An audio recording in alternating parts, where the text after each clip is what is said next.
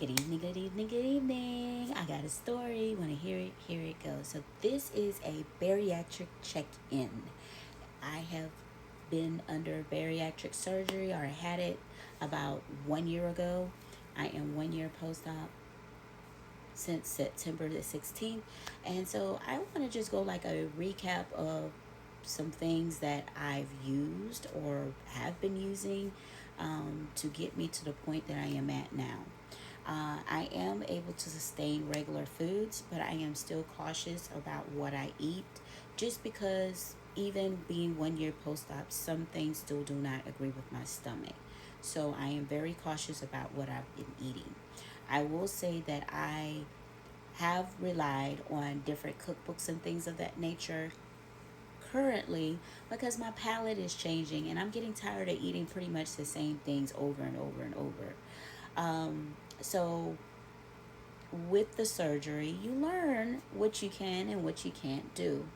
I have been talking about this bariatric cookbook. It has been all over TikTok, which is the Bite Size Cookbook. I recommend anyone that is going to have any type of surgery, whether it's the sleeve, the switch, the bypass, whatever, that this is a good cookbook to include in your dietary needs or just watching what you eat in general. That is a high protein, low calorie diet.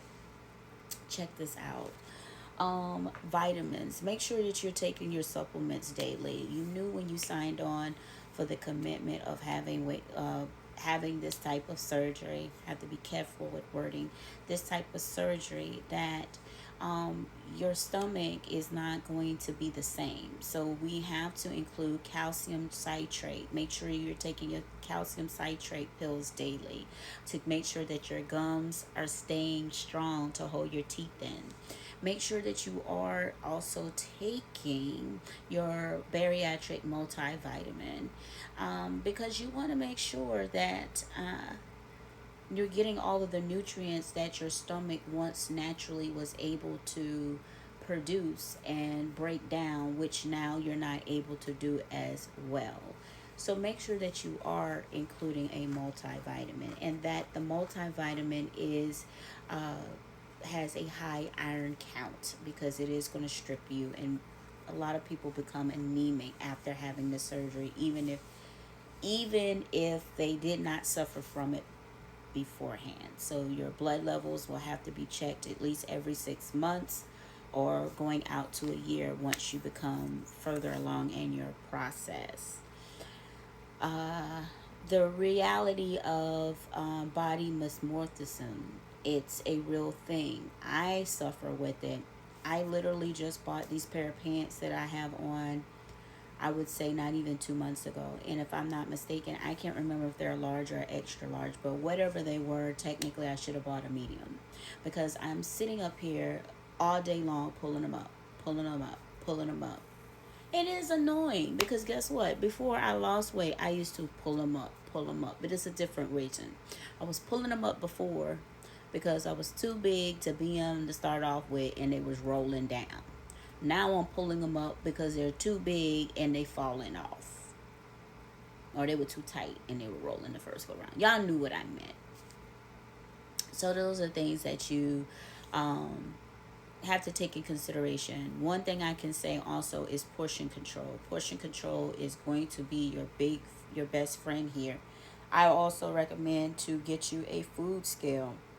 A food scale will help you proportion and weigh out your food so that you know you're getting exactly what you need in that setting without messing yourself up. I would say that the Bite Size Cookbook also has containers that you can purchase that will help you proportion your food so that you're not overeating or overthinking it. Eating out, I do eat out. It was very intimidating and challenging for me in the beginning, but I've gotten over it. My nurse practitioner told me a trick to do. She also had gastric bypass surgery, and her suggestion was is when you get your food, go ahead and ask for a to-go box so that you can go ahead and portion it out.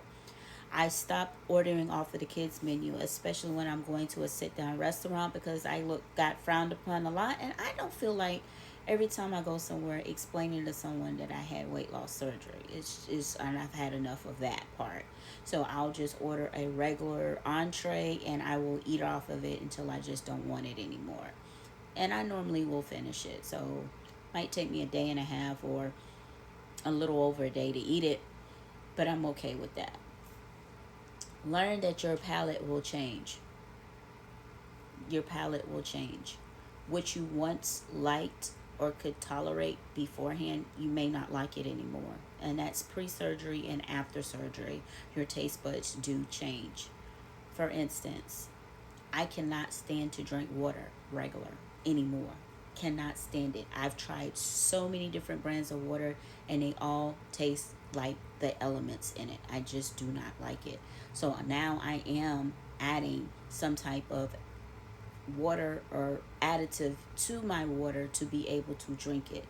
I got approval from my doctor that Crystal Light is okay, or anything along the borders of Crystal Light that I can use that is sugar free to put into my drinks. Be careful, guys. You can eat things with regular sugar in it. However, you are going to pay the consequences of it depending on how much your body can tolerate sugar. So, dumping syndrome is a real thing. And when you have it and it happens to you, it is not pretty. And it can hit in so many different ways. I'm going to name some of the symptoms of dumping syndrome. One, you'll get extremely bad headache, makes you feel like you're sleepy and that you're going to crash. And you know exactly what that feels like, especially if you had too much caffeine and you feeling like you're about to crash. It can feel like that. Or you can have an upset stomach to the point where it's making you go to the bathroom. You can vomit, yes.